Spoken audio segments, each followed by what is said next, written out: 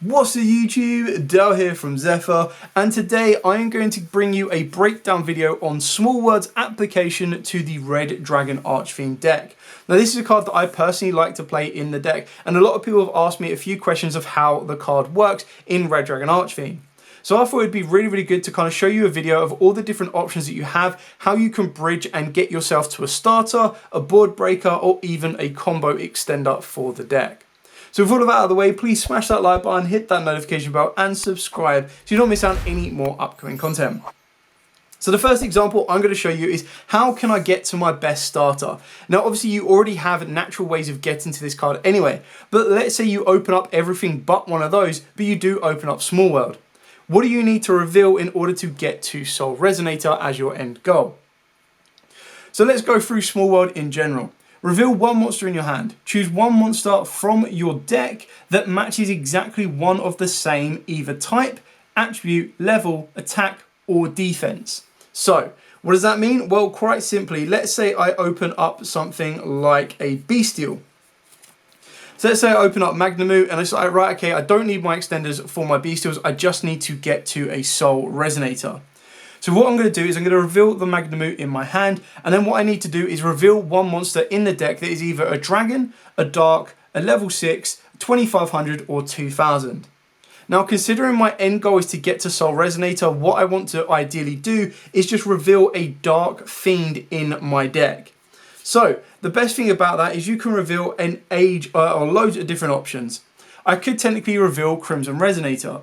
And what you need to do is you need to look at it in two stages. Stage number one is this section right here. It's the first card revealing to the second card. And then stage number two is the second card revealing to the first card. So basically for the first card, block out the third card. And for the third card, block out the first card. There is no need to have any connection between the first and the third. So in this example here, what I've revealed is I've revealed Crimson Resonator, which only matches Magnamute being a dark attribute. Its levels are different, its types are different, and its attack and defense stats are completely different. Then, well, let's remove Magnamute from the equation, trying to get to my final stage of Soul Resonator. They're different attributes, they're different levels, different attacks, different defense stats. The only thing that matches is the fact that they are fiends. So now I can banish the Crimson Resonator and now add the Soul Resonator to my hand. That is my starter added, and all I've lost is a Magnamute and of course a Crimson Resonator. Now in this exact example, the roles can be reversed. If I've opened up two Soul Resonators and I really want to be able to get into a Bestial, I can go all the way to a Magnamute just by revealing Soul Resonator in the hand, Crimson Resonator in the deck, Magnamute from the deck. So what type of other examples can we present? Well, let's say I want to try and get to a Kaiju. Whether I want to get to Raiden or if I want to get to something like Santa Claus. What could I reveal? Where do I start and how do I get to it? Well, some of the best ways is to try and work backwards, but usually you're not going to be able to look at the card you need before you actually activate Small World and know what you want to resolve. So 9 times out of 10, you're going to have to start with a card in the hand. So in this example right here, let's start with Magnamute again. Now technically you can also start with something like Crimson Resonator. You could also start with something like Soul Resonator and adapt your bridges. So what I'll do is I'll show you the bridges for your Magnamute, then I'll show you the bridges for Resonator, and then I'll show you the bridges for Soul Resonator.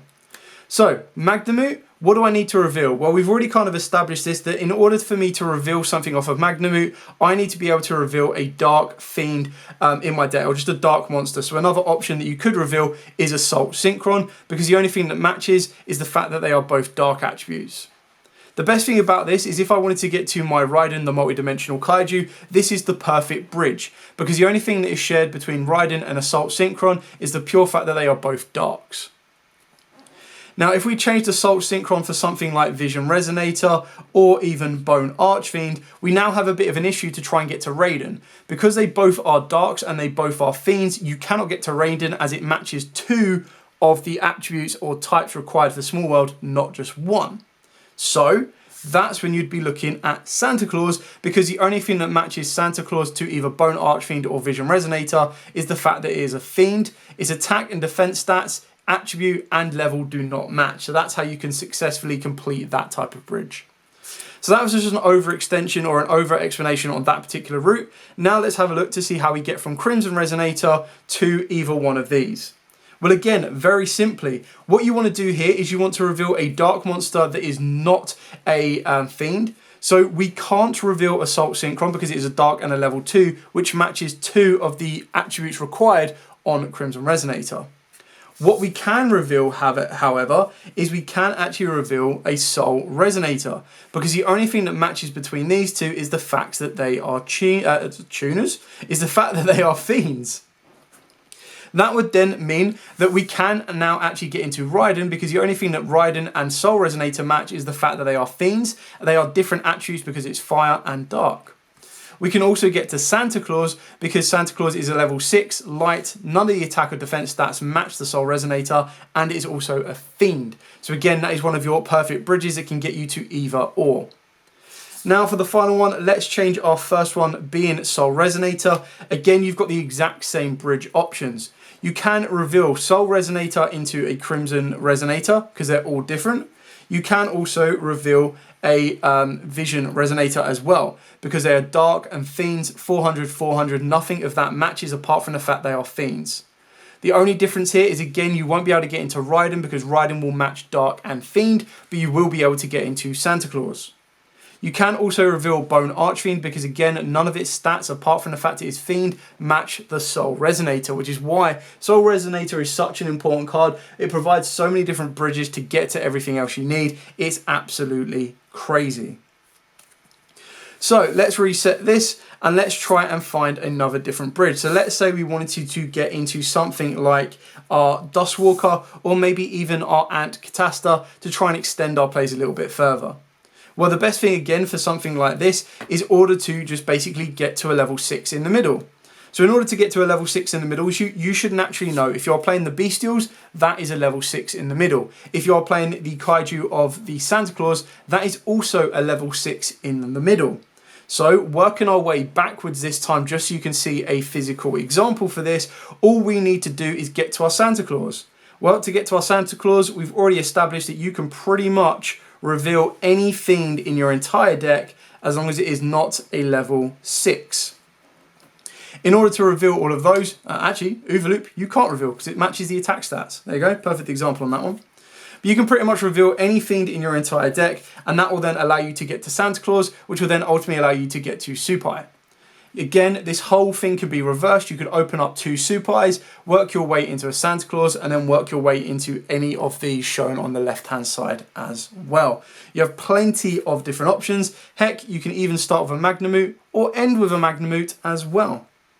Another great mini bridge that your Santa Claus can also provide you is the fact that it can or even end with a Lubellion, because again, you've got the perfect bridge in the middle. The fact that the only thing that these two match is the fact that they are light attributes, which is why when I am playing Small World, 9 times out of 10, you'll see that I use Santa Claus in the deck just because it matches everything you need. So now I'm going to reset this again, and I'm going to show you the ideal card you're going to want to reveal. Now, obviously, you don't really want to be revealing your Santa Claus as the middle or the first, unless you are going first, because you don't want to lose the Santa Claus, as it is a very good board-breaking option. You more times than not want to try and get to your starter of your Soul Resonator, and then sometimes more than not, you might want to be trying to get to your extenders in the form of your Wandering Wild King, or more importantly, stuff like Bone Archfiend, heck, even an Assault Synchron.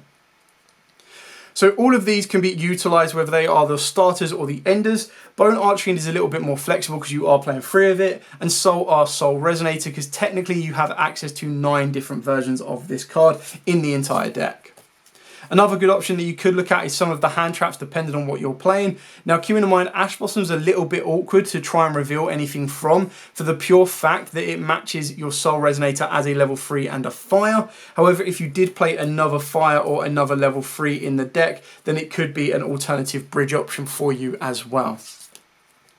So let's say we wanted to kind of complete the bridge to get to either or any of these particular cards here. So what do you need to do? Well, if you're starting with an additional starter in the form of Soul Resonator, again, it's relatively quite straightforward. You can reveal any fiend in your deck and pretty much match straight into your Santa Claus apart from Overloop, as we've already assessed. So you've got your Vision Resonator, you've got your Raiden, you've also got your Synchron Resonator, and you've also got your Crimson Resonator alongside Bone Archfiend, and Wandering Wild King, and of course Assault Synchron. So any of these 7 cards can be revealed in your deck from your Soul Resonator to get you to your Kaiju, to your Santa Claus. The same can be reversed if you open up the Santa Claus and you want to get to your Soul Resonator. Again, you've got 7 different options in the deck that can be revealed in order to get you to your Soul Resonator. Now, I have purposely chosen cards that are more generically used in decks. You do have other options as well. Like we said, you can very easily reveal your Dustwalker, and what Dustwalker can ultimately end up getting you is Dustwalker can get you to anything you want to, because all it needs to do is reveal the Overloop in the main deck. There we go. And the only thing that match between these two is the fact that they are Earths.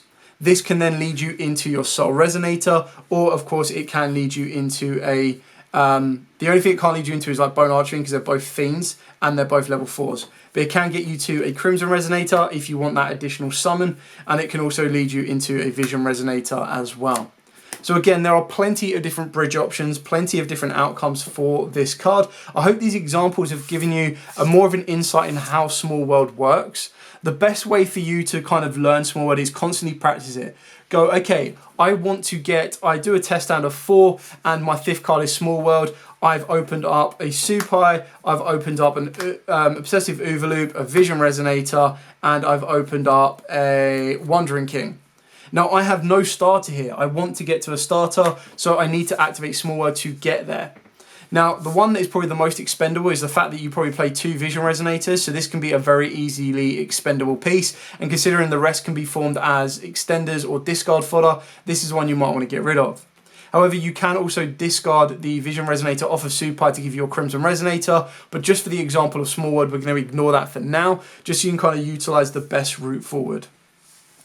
So let's say we want to use Small World and we'll reveal the Wandering Wild King. Well, to bridge my Wandering Wild King to my Soul Resonator, I need to be able to get that missing Fiend piece in the middle, or a level 3 fire. So you do need to be quite specific in how you want to move it along.